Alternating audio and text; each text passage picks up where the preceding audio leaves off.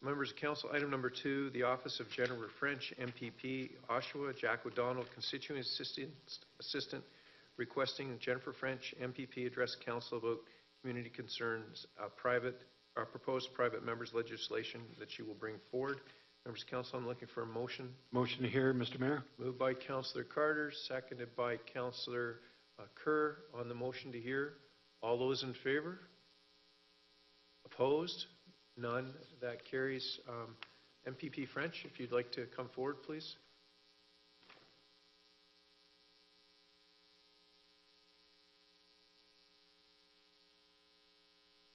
When you're ready, push the green button, and you have 5 minutes. Well, thank you very much, Mayor and members of Council, and I am very pleased to join you this evening on your turf. I understand that through the years, provincial and federal members of Parliament have on occasion come to address this Council, and I have not yet had the opportunity to do so. So I wanted to take that opportunity to update you before the legislature resumes and I head back to Queen's Park. I would first like to say I appreciate very much the work that this Council does. Our office is also a busy one, and I know that we overlap on many issues that we handle. Our office has appreciated working with many of you on challenges facing our shared constituents, especially when it comes to affordable housing, community safety, transportation issues, and struggles with the cost of living. I would like to highlight a few themes our office has identified and share with you some of the issues that we have been working on, especially when it comes to where I would like to see strong bridges between our municipality and our province. Over the past 3.5 years, we have consistently been working with families when it comes to long-term care and home care. Our LHIN has the longest waiting list for long-term care spaces. In fact, I understand that there are more people on the waiting list than there are existing beds in the system. Our waiting list will only grow and the situation only become more dire without investment in long-term care.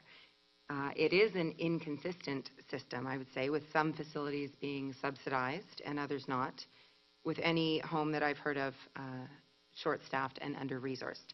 We're calling for better care and access to care and working with many of our families in the community to bring their lived stories to Queen's Park. Regarding affordable and safe housing, I also want to thank the councillors who very regularly pick up the phone and take calls from our office to connect constituents with services and support in the region. I know that our region has been doing a lot of work on housing, but without the province's commitment to strengthen and invest, it continues to be a tangled, a downloaded tangle. So I would ask that our office be kept in the loop when it comes to specific asks of the province so that our office can apply appropriate and targeted pressure on the appropriate ministries. When it comes to transit, with the increased pressures from the 407 extension and what will continue to be increased traffic, avoiding the 412 and eventually the 418 road tolls, we're seeing more traffic than Harmony Road and Oshawa should have to handle. We were glad to be able to write a letter to the Minister of Transportation about a long ago commitment to address the traffic problems on Harmony Road at the 401. We're still waiting for a reply. We're also working to advocate for our community on the fairness of the 412 and 418. We have been pulling numbers from the ministry about road use or road underuse, and we will work with you once we have more real numbers to work with. When it comes to hydro, we have collected hydro bills and did a bit of a campaign to collect hydro bills from constituents to take the stories and struggle to the Premier. But we're continuing to hear from our neighbours about the heavy cost of hydro. Recently, however, we've been hearing more and more from our community spaces, from our museums, gallery, and community centres. For example, our curling club. They don't know how much longer they're going to be able to operate the way they would like to due to the exorbitant all-in cost of electricity, of course, including the global adjustment. We're working with these community organizations to pressure different ministries to try and come up with a plan. Frankly, I don't know what that plan exactly will look like, but if we don't figure out something, we could lose some of our very special community programs in our city. Hydro, I don't think I have to tell you, continues to be one of the biggest cost challenges facing our families, businesses, and community spaces. So there are many other local community issues that come through our doors. We steadily deal with tenant concerns and complaints. We support our youth and students who are trying to make plans in a changing system. We help constituents with police issues and OIPRD complaint forms as needed. We help folks navigate our social services, try to help them with benefits and fairness issues. Interestingly, we had an inquiry at my Queen's Park office regarding the viability of the port and whether or not the financial situation of the port will impact the ability of businesses there to continue uninterrupted. I believe that they came to us specifically on the matter of providing safety and road salt to various municipalities and cities, and saw the provincial connection there because of transportation and road safety concerns. I'll also mention in the last few years, I have had the opportunity and been glad to be an ambassador for the city in both at home and away, being able to highlight our city's strengths and capacity. So I've been glad to do that in partnership with the city, and will ask that we can continue to get me the information so I can pass that along in different spaces. My final thoughts, I do head back to the legislature with a few pieces of private members' legislation that I plan to table shortly after returning. They've been brought to our office by constituents. We're hoping to finish the work that we've started alongside the Brunt family to ensure firefighter trainees are protected. We're working on a few seniors issues to try and ensure continuity of specific benefits beyond the age of 65, and we're working with some folks there. And again, the same ask, please refer anyone to our office that might need a hand with provincial issues. And lastly, I would like to ask that this council consider sharing submissions with our office, as the provincial government is asking for us and other municipalities for input on initiatives or decisions. So I want to be able to continue to advocate for the community, but I'd like to be able to do that specifically and in a targeted capacity. So if I'm aware of any positions that we take or requests that we're making, that becomes easier. So currently, the government is asking for community input on cannabis lounges or compassion lounges. So as the city is gathering that data, I'd like to have it. And on our community safety file, opioid strategies, mental health resources or initiatives, I'd like to continue to work with the city in a focused way. I think it's fair to ask the province to be a stronger partner, so I'm happy to do that. Thank you very much. Questions to Ms. French? Councillor Neal. No, I just wanted to ask, and I guess hopefully you can advocate for it as well, M.P.P. French, is the elevator in buildings issue. The city has sent a letter to the province. We sent a second letter, and then lo and behold, I hear that there's something coming soon on that, on elevators in buildings, because it's been a huge issue. And like, as you know, we have a lot of apartment buildings in Oshawa. And the other thing was the door-to-door canvassing.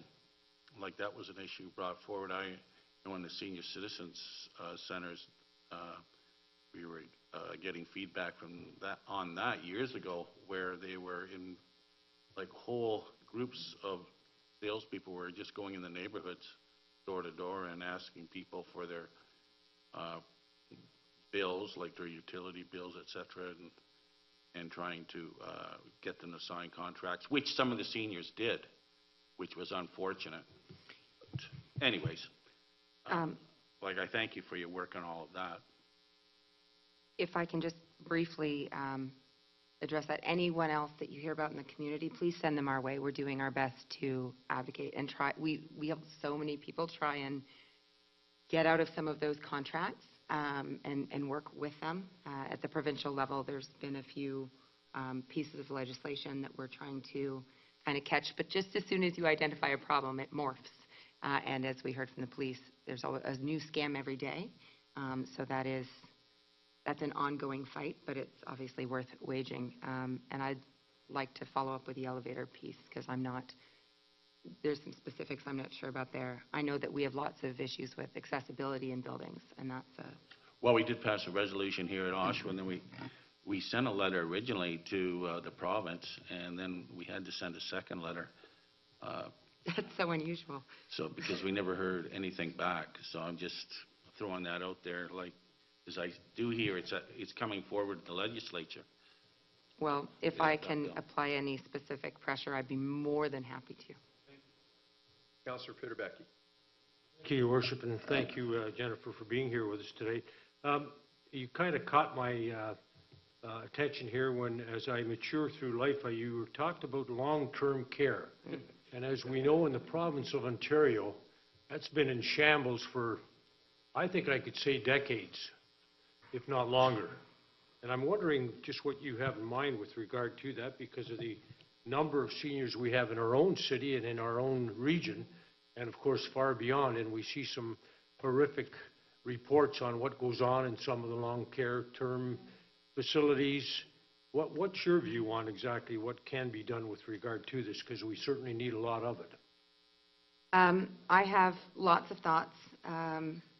You know, when we talk about how things used to be and we think about nursing homes or you know, we affectionately call them all sorts of things, but now they're long-term care homes, and that is because they're facilities that are providing care in the long term, and that can be for our seniors, the majority, but also for younger and younger residents that require ongoing care, which bring in all sorts of challenges, especially with dementia, with the different mental health pieces.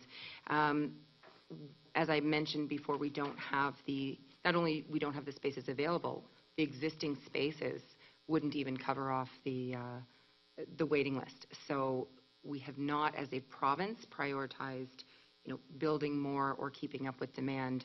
And I don't have to tell anyone in this room that we're all getting older, even me, Mr. Pitterbecky. But when we follow the news and we see the horrific accounts and the sort of news-making situations, we tend to think that those are one-off stories.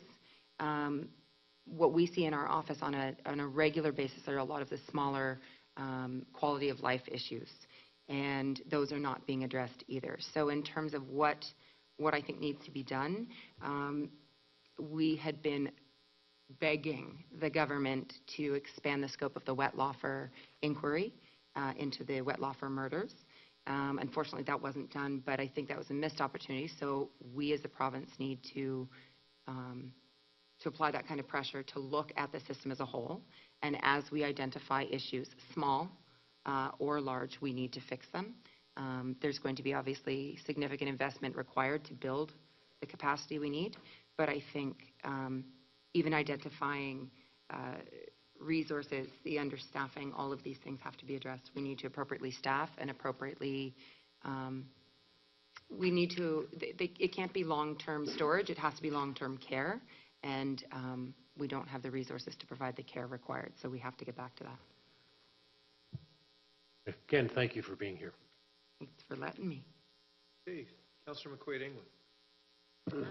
Thank you. I enjoy working with your office closely on many of the issues that you've touched upon.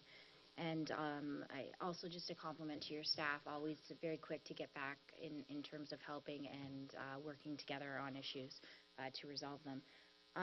Some of the questions that I have for you, though, relates to the recent scandals with sexual misconduct and other things that are occurring within the context of Me Too, and what the Ontario government is talking about doing in order to protect female staffers that are not currently covered under employment standards or employment codes.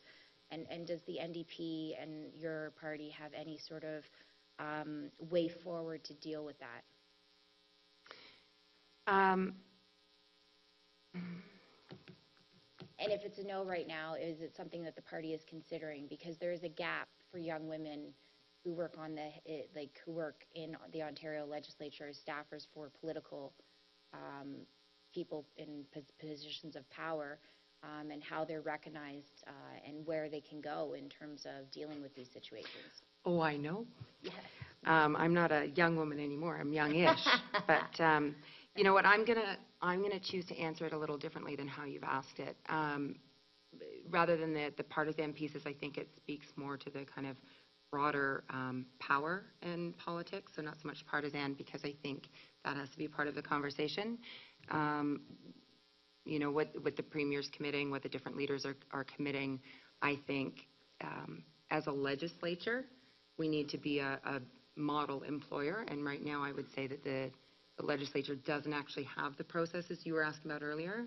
As a woman or as a member of the legislature, should I have a case of, either harassment or assault, there isn't an avenue.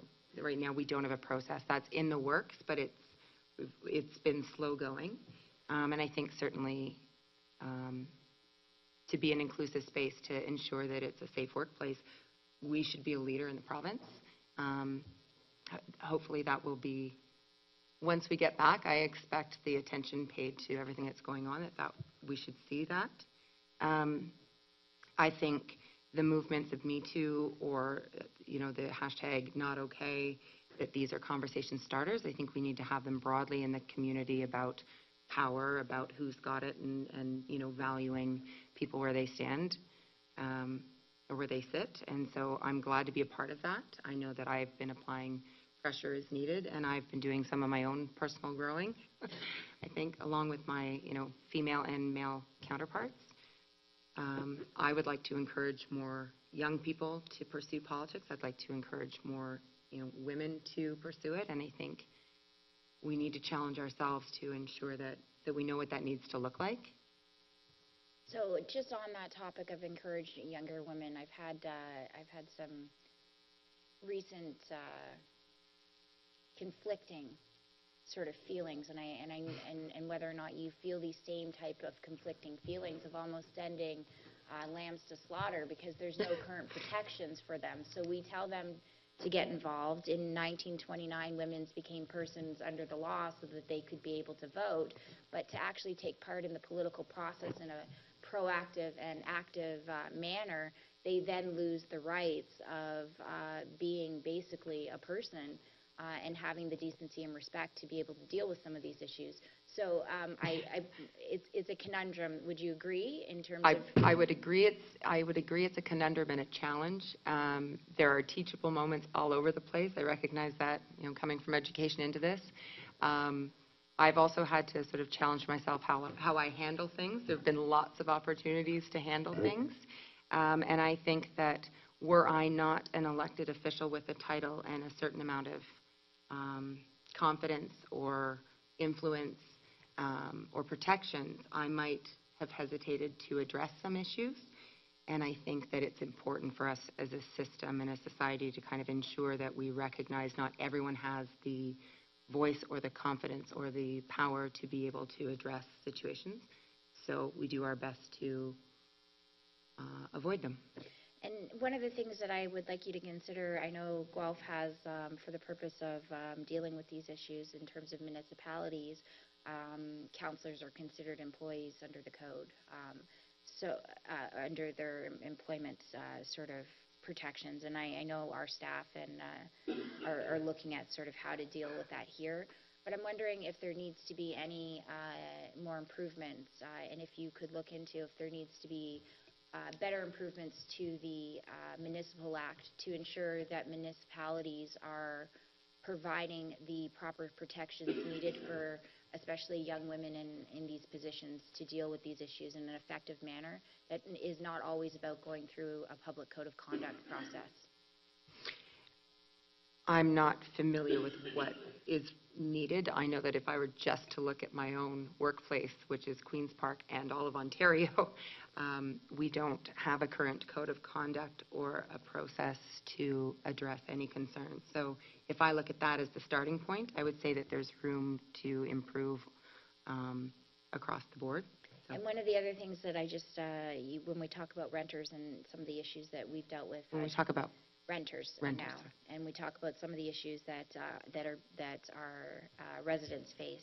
I'm wondering also if you can consider, I know that you only get a certain number of private members' bills, and I appreciate the ones that you are working on, but one of the things that I would hope that the government would consider is creating a system that basically makes sure that every municipality has licensing for landlords to add extended protections for tenants. Right now, it's not something that is prescriptive, and I think if there is a prescriptive legislation as it relates to licensing that we do with other things, we might be able to have better protections for tenants and also work within other systems within the Ontario government for those protections. So just a consideration for the future.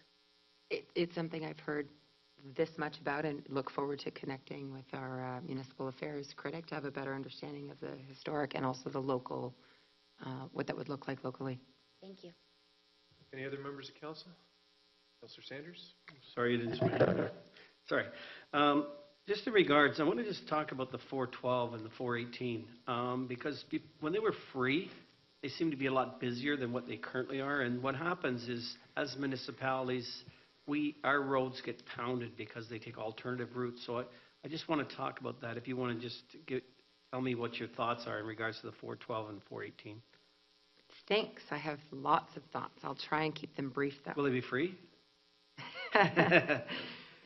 So, Charged by the word instead of the kilometer. Members of council? will they be free? Oh, okay. Sorry, Ms. French.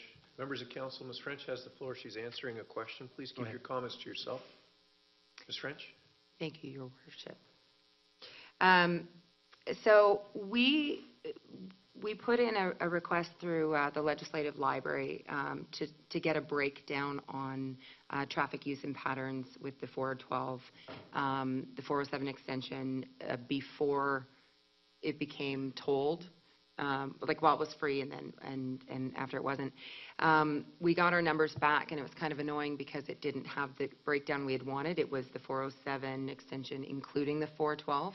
We couldn't get them separately. So we've had to request again, more specifically from the Ministry of Transportation, and maybe a surprise, we're still awaiting those numbers. So that's what I'd kind of be interested in looking at and sharing.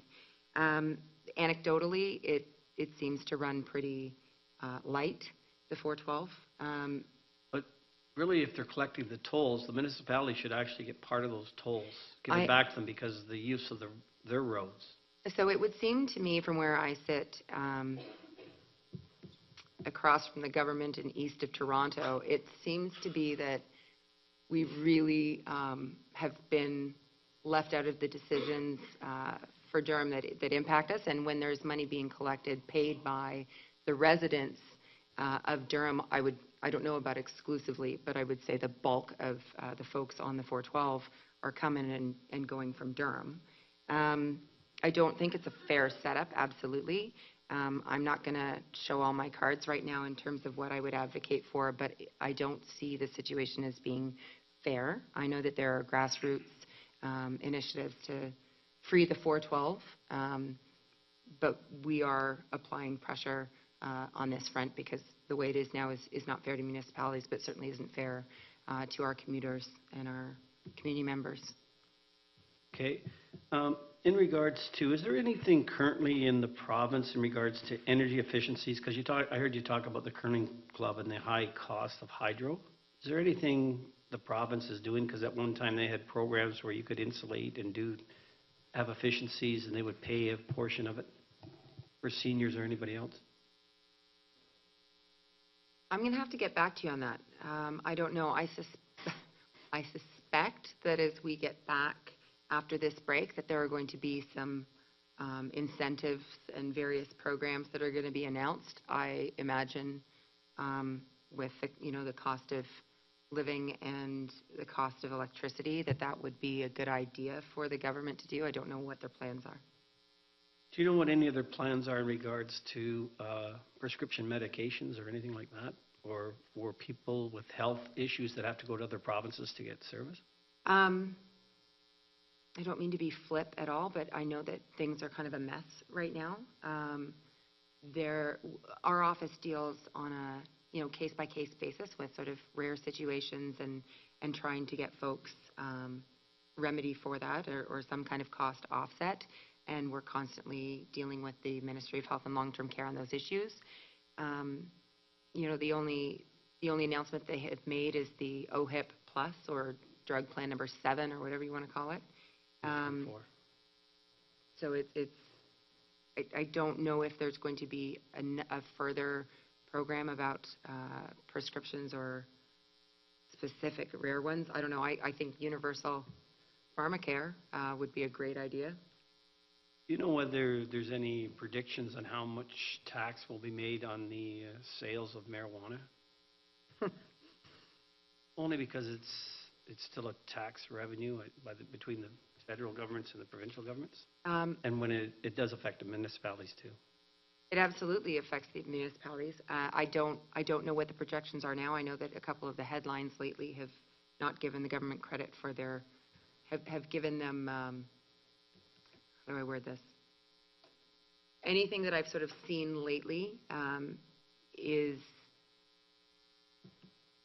makes it look like the government hasn't actually done the math well enough to make enough profit, and therefore to see the revenues be what people would imagine they would be. I'm not going to comment on specifics. I'm interested in them because, as you said, this should be a partnership with municipalities.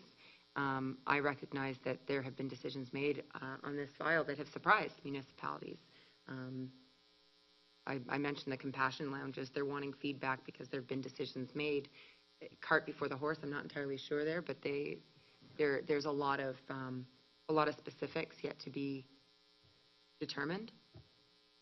Do you know whether, because this council actually passed a resolution and we sent it to members of parliament, and it's in regards to assaults and people that had prior criminal records before entering nursing homes, and staff, because of the privacy legislation, are not allowed to have that information.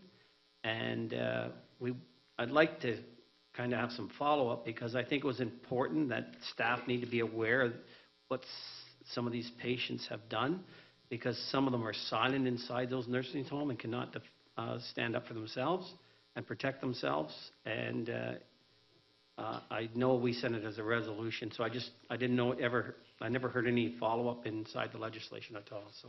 And I would like to follow up with that, because when it comes to staff safety, it's also resident safety, and a number of our families, there's privacy information that we need to, look after, but at the same time, there's families have been advocating as well, because when they don't know that their loved ones are at risk and in danger, it begs the question, how do you best protect both privacy as well as, personal security? I would like to follow up on that issue, and do I follow up with you directly, or how does that?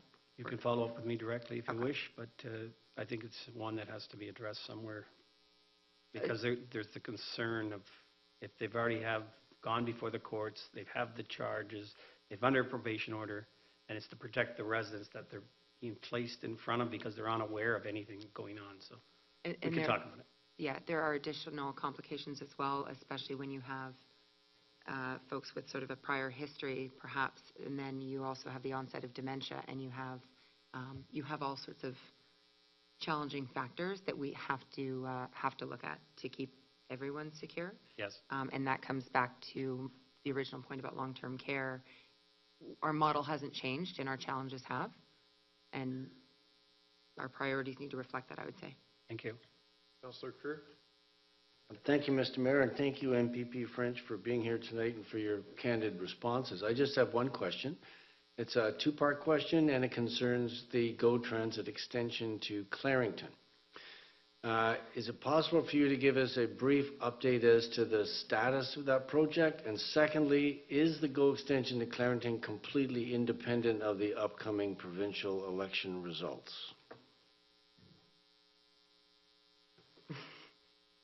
My instinct on this answer isn't going to be anything useful.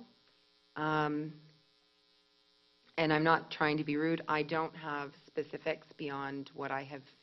When I get invited, or if I hear about right before a meeting when they come and do the community consultations, that's the information that I have had to date, that it seems to be sort of continually pushed down the road. I'd like to have a better answer for you, and I feel like there might be one available. Your question about the election, I really hope that things are set in stone enough that they will move forward regardless of who is at the helm. I wishful thinking. I don't know. I'd like to. I wish I had a better answer, and I probably can get one for you. We'll look forward to that. Yeah. I don't know that it'll actually be a deeper and more meaningful answer than what I gave you is what I'm worried about, but I'll follow up with you. Thank you. Okay. Any other questions from members of council? Seeing none, thank you, Ms. French. Members of council, the normal break time is 8:30. Okay, recess for 15 minutes. 15 minutes by Councillor Pitterbecky, seconded by Councillor Chapman. Members of council on a 15-minute recess. All those in favor? Opposed? None. That carries. We will see you back in at 8:50.